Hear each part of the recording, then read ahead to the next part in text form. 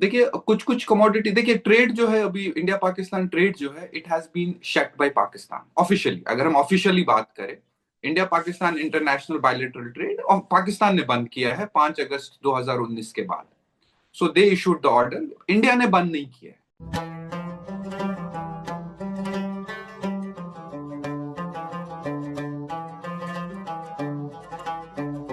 Kashmir life के आज की मुलाकात सीरीज में आपका खुशामदीद। जैसा कि आप जानते हैं, इस सीरीज में, मुलाकातों की सीरीज में, हम उन लोगों से आपकी बात कराते हैं जो या तो कुछ नया करते हैं या जिन्हें कुछ नया कहने को होता है, या जिनकी तजुर्बों और जिनके इल्म से हम बाखबर रहते हैं, बाखबर हो जाते हैं। तो आज की इस कड़ी में हमने एक जवान पॉलिसी एनालिस्ट, कंसल्टेंट और जो ट्रेड को बेहतर जानते हैं, आफाक हुसैन, इनको दावत दी है। ये एक प्राइवेट पॉलिसी इंस्टीट्यूट चलाते हैं, ब्रीफ के नाम से, bureau of research and industry and economic fundamentals. Delhi में ये काम करते हैं। ये हुकूमत हिंद के मुख्तलिफ इंस्टीट्यूशंस और डिपार्टमेंट्स के साथ काम करते हैं, ट्रेड और इंडस्ट्री के हवाले से। आफाक साहब, आपका खुश आमदीद कश्मीर लाइफ के शो में। बहुत बहुत शुक्रिया मसूद साहब, बहुत बहुत शुक्रिया।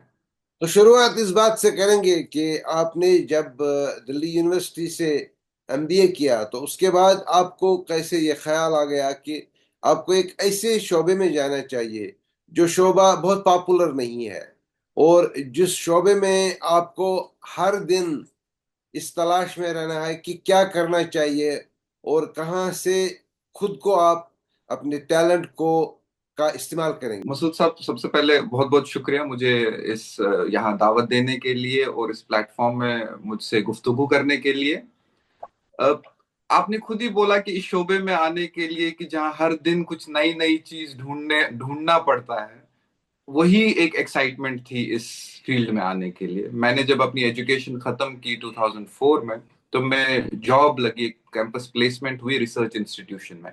Indian council for market research करके एक इंस्टीट्यूशन था, जहां पे मैं बहुत रिसर्च, जैसे ही मैंने ज्वाइन किया अगले दिन मुझे भेजा गया कलकत्ता कि वहां पे मुझे इंडस्ट्री से मिलना है, रिसर्च करना है कि इंडस्ट्री को क्या क्या चैलेंजेस हो रहे हैं, क्या दिक्कत। तो मुझे ये बड़ा एक्साइटिंग लगा कि मैं हर दिन नए इंसान से मिल रहा हूँ, एक नई बात जान रहा हूँ अबाउट द कंट्री, इस मुल्क के बारे में, कैसे इस कंट्री को बेहतर बनाया जा सकता है, ट्रेड को। तो मुझे वो एक्साइटिंग लगा, तो मैंने 3-4 साल ये काम किया। उसमें मैं 2005 या 2006 में मैंने एक रिसर्च की इंडिया पाकिस्तान पे भी। मैं 2005 में पहली बार इंडिया पाकिस्तान बॉर्डर पे गया हूँ लोगों से बात करने के लिए कि उनको क्या दिक्कत हो रही, जब कोई नहीं जाता था वहां पे, जब बहुत कम लोग इस के बारे में रिसर्च करते थे। ऐसे मैंने इंडिया यूएस के ऊपर रिसर्च की। तब उन दिनों भारत सरकार फ्री ट्रेड एग्रीमेंट्स में बहुत फोकस कर रही थी, तो बहुत रिसर्चेज में मेरा इन्वॉल्वमेंट रहा, तो वहां से एक एक्साइटमेंट बनी। फिर 2007 में मैंने रिसर्च छोड़ के मैं कॉर्पोरेट में गया। मैंने कॉर्पोरेट वर्ल्ड में भी 3-4 साल काम किया। मैंने इंश्योरेंस सेक्टर की स्ट्रैटेजी में कुछ मत पे जॉब किया। फिर फाइनली 2010-2011 में ये दिमाग में आया कि कुछ कुछ एक नया करना चाहिए, बिकॉज ये जॉब अब हो गया बहुत, अब देख लिया। Maybe I was young भी था मैं उस टाइम, तो थोड़ा वो था कि कुछ करना है। तो फिर 2011 में मैंने अपने दो साथियों के साथ ये रिसर्च इंस्टीट्यूशन हमने शुरू किया मिलके। एंड इस रिसर्च इंस्टीट्यूशन एक रीजन ये था कि एक गैप था मार्केट में, कंट्री में एक गैप था रिसर्च को लेके, कि जो ग्राउंड पे जो चीजें हो रही है, जो कि यूजर्स हैं, जो गवर्नमेंट की पॉलिसीज के एक यूजर्स हैं, चाहे वो एक्सपोर्टर हो इंपोर्टर हो, उनका फीडबैक गवर्नमेंट तक लाना।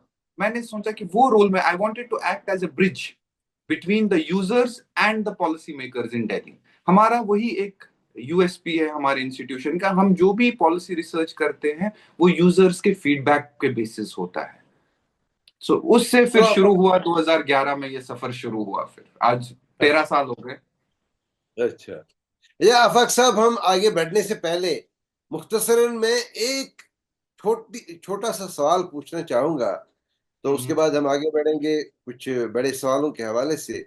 जो वर्ल्ड ट्रेड ऑर्गेनाइजेशन का एक सेटअप बन रहा है, पॉलिसी मेकिंग बन रही है, वो एक ग्लोबल इम्पैक्ट उसका होता है।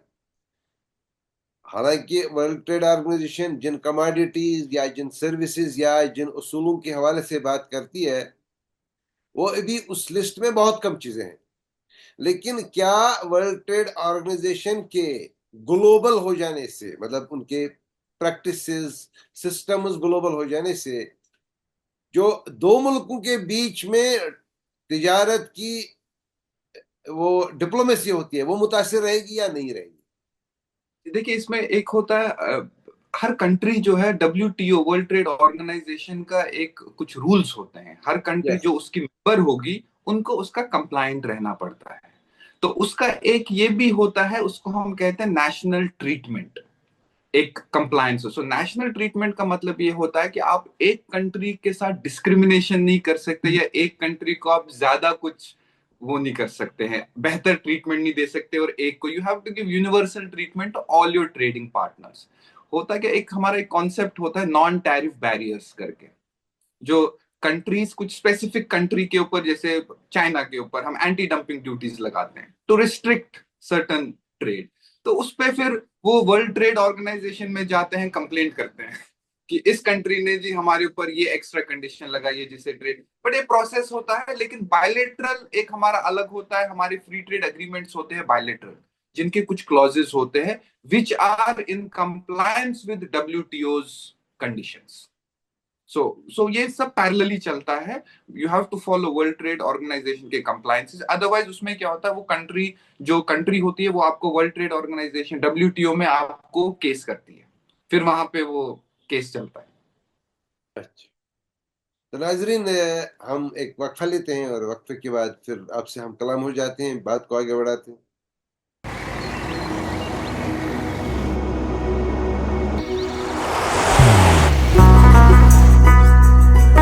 मोहब्बत वही जो दिल से हो, इबादत वही जो दिल से हो, दुआ वही जो दिल से निकल आए, बात वही जो दिल से कही जाए, दोस्त वही पक्का जो दिल से साथ निभाए, रिश्ता वही बेजोड़ जो दिल से जोड़ा जाए। दिल से ही तो होते हैं इरादे चट्टान से, दिल से ही तो बनते हैं घर खाली मकान से। दिल से बनी हर चीज पुश्तों तक चलती है, इसलिए खैबर सीमेंट का जर्रा जर्रा दिल से बना है, ताकि आप जो कुछ भी बनाएं दिल से बनाएं। खैबर सीमेंट, दिल से बनाओ। तो आफाक साहब, मुझे ये बता दीजिएगा कि ये जो पूरे मुल्क का ट्रेडिंग बास्केट है, इसमें अगर हम रैंकिंग ढूंढना चाहें, मतलब सबसे बड़ा ट्रेडिंग पार्टनर कौन सा है, कौन से तीन चार बड़े पार्टनर हैं मुल्क के ट्रेड के हवाले से? US, China, Europe, UAE। US China more than $100 billion for India. तो ये हमारे दो मेन है, US और चाइना हमारे दो मेन ट्रेडिंग पार्टनर्स हैं। चाइना से जो हम करते हैं, चाइना से हमारा ज्यादा इंपोर्ट होता है। एंड US के साथ अगर हम प्रोडक्ट ट्रेड देखें, दो तरीके का ट्रेड, एक होता है प्रोडक्ट ट्रेड, एक होता है सर्विसेज ट्रेड। सर्विसेज जैसे BPOs एंड IT। तो US के साथ हमारा सर्विसेज ट्रेड भी बहुत हाई है। तो अगर ट्रेड और सर्विसेज मिला के it's more than 160-170 billion dollars. खाली प्रोडक्ट्स का देखे तो आई थिंक 120-130 बिलियन डॉलर्स का होगा विद US। तो चाइना इज अराउंड 20। तो इसमें बेसिकली ट्रेड जब होता है तो इसमें हम बेचते भी हैं और खरीदते भी हैं। जी जी तो जी जी, इम्पोर्ट जब इन एक्सपोर्ट दो जिसको। के जब इन दो के बीच में एक फर्क होता है तो डिफिसिट कहलाता है। जी जी जी जी, चाइना के साथ हमारा ट्रेड डेफिसिट है, और चाइना उसको हमारे लिए ट्रेड सरप्लस कहेगा, बिकॉज चाइना यहाँ ज्यादा भेजता है। चाइना के लिए ट्रेड सरप्लस है, हमारे लिए ट्रेड डेफिसिट है। तो बेसिकली ये इस बात में कितनी मतलब are we importing raw materials और finished projects products from China? उसमें क्या है अभी ज्यादा? अगर देखा जाए तो हम ज्यादा raw material and intermediaries import करते हैं बहुत। Raw material and intermediate, so semi finished जिसको हम कहते हैं। फिर बहुत चीजें होती है, फिर हम यहाँ पे वो असेंबल करते हैं, फिर उसको फिनिश बना देते हैं। तो इसके क्योंकि अलग अलग कमोडिटीज के लिए अलग अलग ड्यूटीज भी होती हैं। सो कई बार ऐसा होता है कि मैं फिनिश गुड अगर मंगवाऊं बाहर से और उस पर ड्यूटी भी ऐड करूं, वो फिर भी सस्ता पड़ता है बनिस्बत कि मैं यहाँ मैन्युफैक्चर करूं। सो मैं फिनिश एग्जैक्टली। गुड ही मंगवाता हूँ। सो वो कमोडिटी टू कमोडिटी वेरी करता है। बहुत बार होता है हम सेमी फिनिश गुड लाते, फिर यहाँ पे बस उसको असेंबल कर, जैसे आईटी में होता है। आईटी में मोस्टली हम यही करते हैं, हम लाते हैं अलग अलग चीजें, यहाँ पे असेंबल करते हैं मोबाइल फोन्स। तो वो प्रोडक्ट टू प्रोडक्ट डिपेंड करता है, उसकी ड्यूटी कितनी है, उसकी यहाँ पे गवर्नमेंट की क्या स्कीम, गवर्नमेंट की भी अलग अलग स्कीम्स होती है अलग अलग प्रोडक्ट्स के लिए। तो उस पर डिपेंड करता है कि आप सेमी फिनिश मंगवाएंगे, रॉ मटेरियल मंगवाते हैं, या फुली फिनिश्ड प्रोडक्ट्स मंगवाते हैं। How do you see Sino-Indian trade in next 20 years? Trade तो बढ़ ही रहा है, हर साल तो नंबर्स इंक्रीज हो रहे हैं।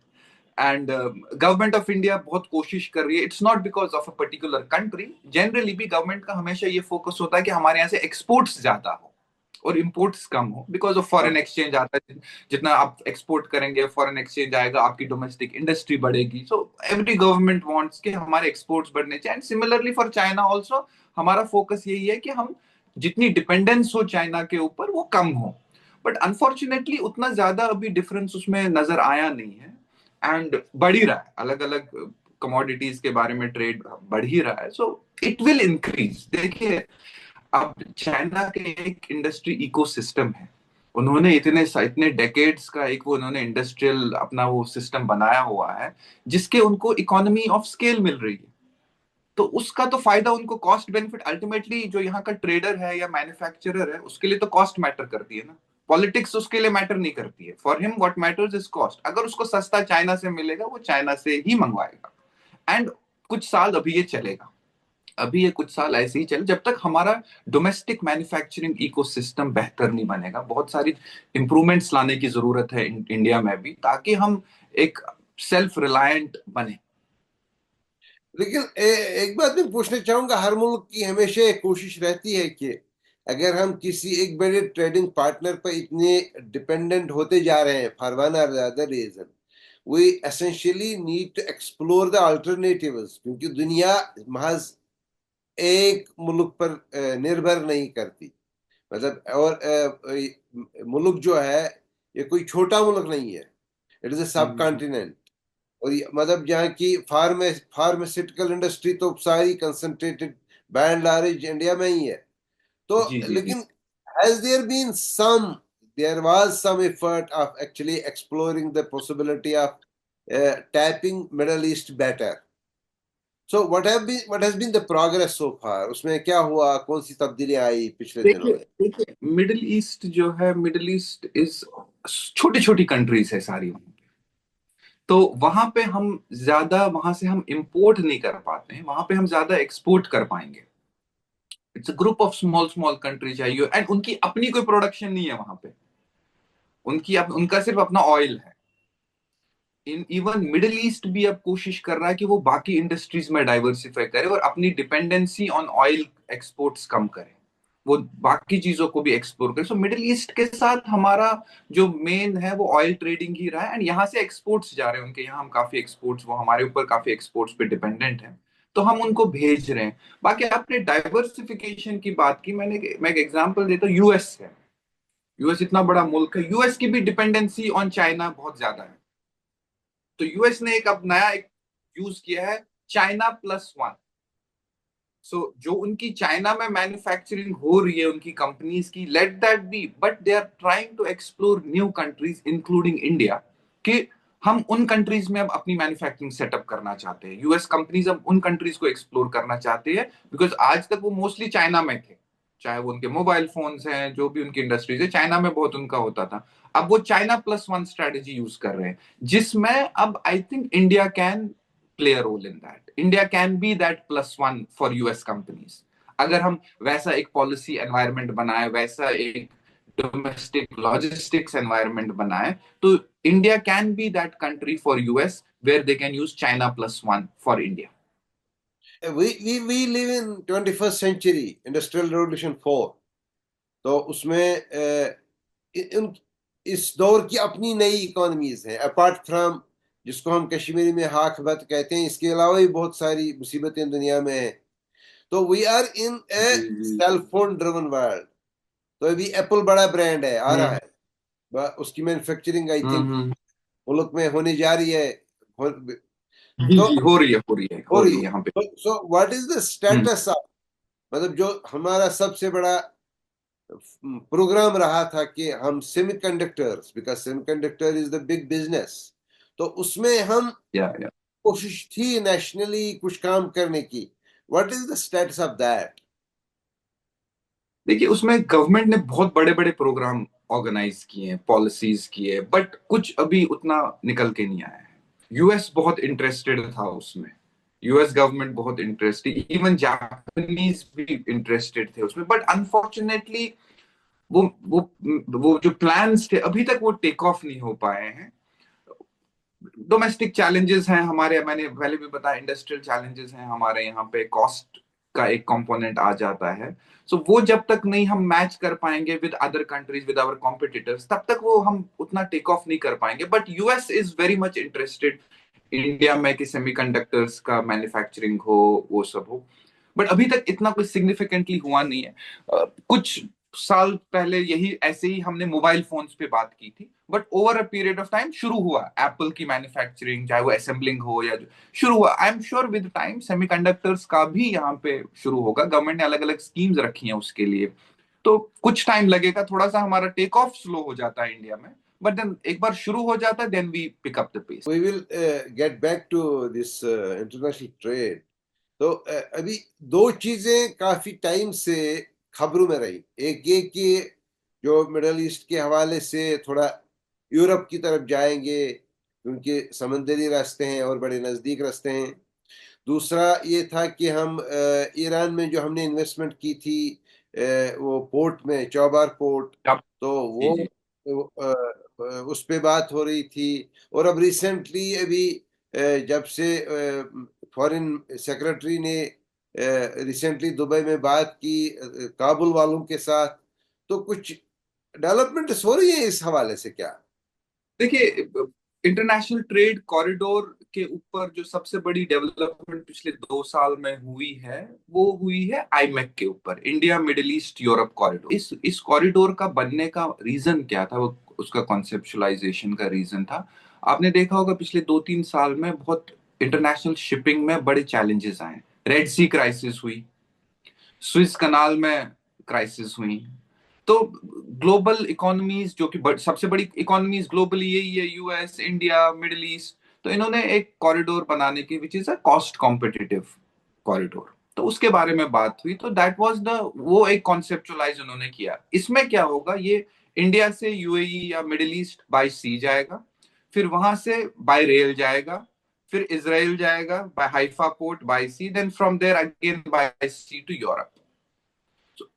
अकॉर्डिंग टू गवर्नमेंट के जो वेरियस स्टैटिस्टिक्स है, वो कह रहे हैं कि ये 30% सस्ता और 40% कम टाइम लेगा as compare to the existing shipping routes. But the route is not there, it doesn't exist, railway line अभी पूरी बिछी नहीं है। सो जब बनेगी, अब कॉन्फ्लिक्ट है, पहले कॉन्फ्लिक्ट खत्म होगा, फिर रेलवे लाइन बनेगी, फिर उसके बाद रूट शुरू होगा। तो ये एक लॉन्ग टर्म विजन है इन गवर्नमेंट्स का कि ये एक रूट बनने वाला है, जिससे एक तो ट्रेड में भी फास्टर होगा एंड ऑल्सो चीपर होगा, अकॉर्डिंग टू द डेटा जो अभी तक गवर्नमेंट्स ने शेयर किया है। उसके अलावा चाबहार हमारे लिए एक बहुत इंपॉर्टेंट एक हो सकता था, जिसको हम अनफॉर्चुनेटली उतना कैश नहीं कर पाए, चाबहार पोर्ट को, उसको हम उतना कैश नहीं कर पाए बिकॉज ऑफ इंफ्रास्ट्रक्चरल चैलेंजेस, उसको हम ज्यादा यूज नहीं कर पाए। अदरवाइज वो एक बहुत अच्छा हमारे लिए रूट हो सकता है। एंड मोस्टली हम जो रूट यूज करते हैं, दुबई वाला यूज करते हैं, we go to Dubai and from there, and और इधर से नीचे से हम जाते हैं तो कोलंबो जाते हैं, कोलंबो सिंगापुर वाला रूट हम यूज करते हैं, क्योंकि इंडिया में अभी थोड़ा सा मैरीटाइम इंफ्रास्ट्रक्चर में चैलेंजेस हैं, हमारी बड़ी बड़ी वेसल्स यहाँ अभी नहीं आ पाती हैं। सो होता क्या है, ये ट्रांसशिपमेंट हब्स होते हैं, चाहे वो दुबई का जबल अली पोर्ट हो, आपका कोलंबो पोर्ट है, सिंगापुर का पोर्ट है, तो वहां से फिर छोटे छोटे वेसल्स में इंडिया माल आता है। वो ट्रांसशिपमेंट हब होते हैं कोलंबो, सिंगापुर, यूएई। तो अफक साहब, बहुत हो गया ग्लोबल ट्रेड। मुझे थोड़ा ये बता दीजिएगा कि in last more than a decade आपने किन प्रोजेक्ट्स के हवाले से काम किया मुल्क में, चाहे वो कंसल्टेंसी का हो या कोई जी, और एक्सरसाइज हो जो आपने अभी तक की है। मैं अपने पिछले 10-15 साल जो भी अब मैं इस ऑर्गेनाइजेशन में, मैं दो तीन चीजें हैं जिनके बारे में आई फील रियली प्राउड। एक तो है, हमने गवर्नमेंट ऑफ इंडिया के साथ, गवर्नमेंट ऑफ इंडिया ने 2014 में वर्ल्ड ट्रेड ऑर्गेनाइजेशन का ट्रेड फैसिलिटेशन एग्रीमेंट साइन किया। एंड उसमें बहुत सारे कंप्लायंसेस आपको फॉलो करने होते हैं और डेडलाइंस होती हैं। एंड आपको पता होगा, ईज ऑफ डूइंग बिजनेस एक रैंकिंग होती है, ग्लोबल रैंकिंग होती है। इंडिया की ease of doing business ranking उन दिनों 140, 100 मतलब लेट 130, 140 में, स्पेशली ट्रेडिंग अक्रॉस बॉर्डर जो उनका एक पैरामीटर हो। फिर हमने काम शुरू किया इस पे 2014-15 में। पहली बार मैं मुल्क के अलग अलग सी पोर्ट्स पे गया, लैंड पोर्ट्स पे गया, लोगों से बात की, क्या प्रॉब्लम्स आ रही हैं, क्या दिक्कतें आ रही है, फिर उसको हमने एक रिपोर्ट के तौर पे बनाया एंड गवर्नमेंट ऑफ इंडिया को आई प्रेजेंटेड दैट पर्सनली। उन दिनों मिनिस्टर ऑफ शिपिंग होते थे, नितिन गडकरी जी होते थे शिपिंग मिनिस्टर। तो मैंने उनको वो रिपोर्ट प्रेजेंट की एंड उन्होंने अपनी पूरी टीम को वो रिपोर्ट शेयर किया। अलग अलग डिपार्टमेंट्स ने उस रिपोर्ट्स के बेसिस पे इंप्रूवमेंट्स की पूरी कंट्री में।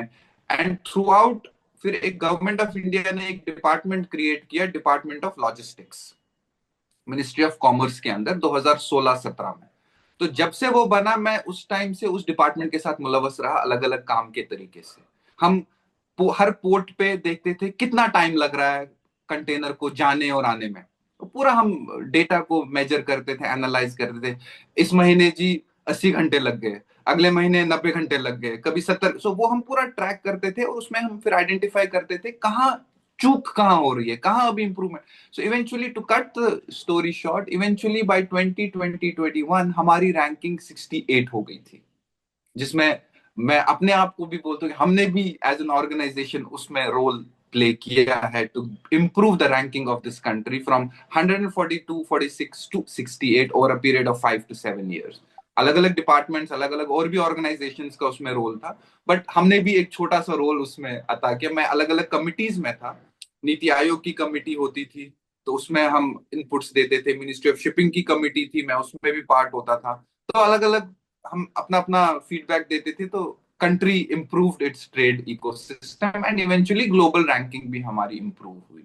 सो ये एक मेरा एक बहुत, इस पे हम अभी भी काम कर रहे हैं, मैं आज भी इस पे काम कर रहा हूँ मिनिस्ट्री ऑफ फाइनेंस के साथ। दूसरा हमने एक किया है, एक जो इसको थोड़ा सा वो, because I belong to Kashmir, तो एक मेरा एक इमोशनल है, वो था India Pakistan trade and cross line of control trade. इस पे मैंने बहुत काम किया है पिछले 10 साल में। सो इंडिया पाकिस्तान ट्रेड जो है वो 3 लेवल्स का ट्रेड होता है। एक तो नॉर्मल इंटरनेशनल ट्रेड हम करते हैं, वाघा अटारी से या सी से, मुंबई कराची से। दूसरा होता था वाया दुबई, इनडायरेक्ट ट्रेड या इनफॉर्मल ट्रेड हम जिसको कहते हैं, पाकिस्तान से दुबई, दुबई से इंडिया, इंडिया से Dubai, Dubai to Pakistan, informal indirect trade. तीसरा होता था cross line of control through Jammu and Kashmir, वो बार्टर ट्रेड, उड़ी मुजफ्फराबाद एंड पुंछ से हमारे 2 बॉर्डर पॉइंट। तो इन पे मैंने बहुत रिसर्चेस की हैं, मेरी अलग अलग पब्लिकेशंस हैं इस पे। हालांकि इसमें मैं कुछ इंप्रूवमेंट नहीं कर पाता, आज की डेट में सब बंद है, बट बहुत लिटरेचर मैंने इस पे पब्लिश किया है on economics of it. Even in cross line of control trade पे काफी लिटरेचर मैंने पब्लिश किया है। तो वो भी एक मेरे को लगता है कि चलो एज ए रिसर्चर मैंने लिटरेचर सामने रख लिया है, कल को गवर्नमेंट को कुछ करना होगा इसके बारे में, इस ट्रेड के बारे में, तो हमारा लिटरेचर अवेलेबल है, दे कैन लुक एट कि क्या कर सकते हैं, कैसे कर सकते हैं इस ट्रेड को बेहतर बनाने के लिए। और बिकॉज ये बहुत ही सेंसिटिव ट्रेड है, इसमें सिक्योरिटी और ट्रांसपेरेंसी का एलिमेंट बहुत ज्यादा होता है। आपको तो पता ही होगा, आपने कवर भी किया होगा कितनी, स्पेशली एलओसी ट्रेड को लेके कितने अलग अलग चीजें आते हैं। ट्रांसपेरेंसी सिक्योरिटी को कैसे और स्ट्रांग किया है, तो उस पर मैंने काफी लिखा है। तो ये हमारा एक किया है, इसको भी मैं एक अचीवमेंट समझ सकता हूँ पिछले 10 सालों में। ये भी मैंने, बहुत ही कम लोगों ने क्रॉस एलओसी ट्रेड पे हिंदुस्तान या ग्लोबली काम किया। I am one of the very few people जिन्होंने क्रॉस लाइन ऑफ कंट्रोल पे, बॉर्डर पॉइंट्स पे जाके वो काम किया। So what is the status of bilateral trade between India and Pakistan? Is there any possibility of its early resumption? देखिए कुछ कुछ कमोडिटी, देखिए ट्रेड जो है अभी इंडिया पाकिस्तान ट्रेड जो है, it has been shut by Pakistan officially. अगर हम ऑफिशियली बात करें, India Pakistan international bilateral trade और पाकिस्तान ने बंद किया है 5 अगस्त 2019 के बाद। सो दे इशूड द ऑर्डर। इंडिया ने बंद नहीं किया है, इंडिया ने ट्रेड बंद नहीं किया हुआ। ट्रेड का बैन जो है वो पाकिस्तान की तरफ से। इंडिया ने फरवरी 2019 में 14 वो पुलवामा अटैक के बाद 200% ड्यूटी इंपोज की थी ऑन इंपोर्ट्स। तो अगर आप इंडिया पाकिस्तान ट्रेड की भी बात देखें, 2.5 बिलियन डॉलर्स का ट्रेड था, जिसमें से 2 बिलियन था India to Pakistan and 500 million था पाकिस्तान टू इंडिया। तो वो जो 500 मिलियन पाकिस्तान से इंडिया आ रहा है, उस पे 200% ड्यूटी लगाई इंडिया ने। बट फिर अगस्त में पाकिस्तान ने बंद ही कर दिया पूरा, official, there is official ban. But फिर कोविड आया तो कुछ कुछ मेडिसिन, मेडिकल रिलेटेड कुछ कुछ कमोडिटीज वो बीच बीच में अलाउ करते हैं, but otherwise officially it is ban. अब आप कह रहे हैं कि शुरुआत होने की बात है, हम तो हमेशा इंतजार करते। मुझे लगा अभी हमारे फॉरेन मिनिस्टर एससीओ मीटिंग के लिए गए थे पाकिस्तान, मुझे लगा शायद वहां पे कुछ इस बारे में बातचीत हो कुछ शुरू करने का, बट ऐसा कुछ कहीं से कुछ इंडिकेशंस एज ऑफ नाउ कुछ नजर नहीं आ रही। हम तो हमेशा ही कभी ये लोग मुलाकात करें शायद उससे कुछ निकल के आ जाएगा, बट उससे भी कुछ ऐसा निकल के आया नहीं। तो ऐसे तो कोई इंडिकेशंस नहीं है कि इन नियर फ्यूचर ये शुरू हो रहा है। But again as I said, ये शुरू करना है पाकिस्तान को। जो पहला स्टेप लेना होगा, पहला स्टेप पाकिस्तान को लेना होगा, जो उन्होंने ऑर्डर इशू किया है अगस्त 2019 में, वो इनको रिवोक करना पड़ेगा। So India does not have to take the first step. एक जमाने में बड़ा एक सार्क हुआ करती थी। तो एक जमाने में, आपने बहुत अच्छे से बोला, एक जमाने में। तो सार्क के मेंबर तो अपनी जगह है, लेकिन क्या सार्क के बीच में जो ट्रेड है उसमें कोई सिस्टम है जो सार्क से लिंक हो, या ये सब बायलैटरलिज्म में जा रहा है? देखिए एब्सोल्युटली जा तो बायलैटरलिज्म और सब रीजनल में ही जा रहा है, बट एक प्लेटफॉर्म था एंड हमारा एक फ्री ट्रेड एग्रीमेंट भी है, साउथ फ्री ट्रेड एग्रीमेंट, जिसके अंदर duties have to be 0 to 5%। अब इससे बेहतर और क्या प्लेटफॉर्म हो सकता है? बट फिर भी Exactly. हमारा इंटर रीजनल ट्रेड 5% से ज्यादा कभी बढ़ा ही नहीं है। अगर इसको हम कंपेयर करें ग्लोबल रीजन्स के साथ, ASEAN, south east Asian countries का जो आसियान ब्लॉक है, उसका अराउंड 22-23% है inter regional trade. European union का देखेंगे मोर देन 60% है। But south Asia is the least, इसको हम कहते हैं, हम जब भी साउथ एशिया के बारे में लिखते हैं पहली लाइन यही होती है, South Asia is the least economically integrated region. 5%, less than 5% regional trade है। अब इसमें फिर हुआ क्या, and the biggest road block to that was the India Pakistan relations. ये कभी ये सार्क उस शैडो से बाहर निकला ही नहीं। इंडिया पाकिस्तान पॉलिटिकल कॉन्फ्लिक्ट की शैडो से कभी सार्क बाहर नहीं निकला। फिर हुआ क्या, फिर हमने बायलैटरलिज्म या सब रीजनलिज्म शुरू किया। हमने किया BBIN, बांग्लादेश, भूटान, इंडिया, नेपाल। बांग्लादेश के साथ हमारे ताल्लुकात बहुत अच्छे थे, अब थोड़ा सा पिछले 2-4 महीनों में वो भी थोड़ा सा डिफिकल्ट सिचुएशन है, बट और पिछले 2 डेकेड से हमने फिर इंडिया ने अपने ईस्टर्न साइड पे फोकस करना शुरू कर दिया। एंड यहाँ अफगानिस्तान और पाकिस्तान को ज्यादा वहां हमने ध्यान नहीं दिया फिर, बिकॉज ऑफ ऑब्वियस रीजंस। तो सब रीजनलिज्म ही चल रहा है, बाकी कुछ नहीं चल रहा है। Reason SAFTA, SAARC, not much is happening in that.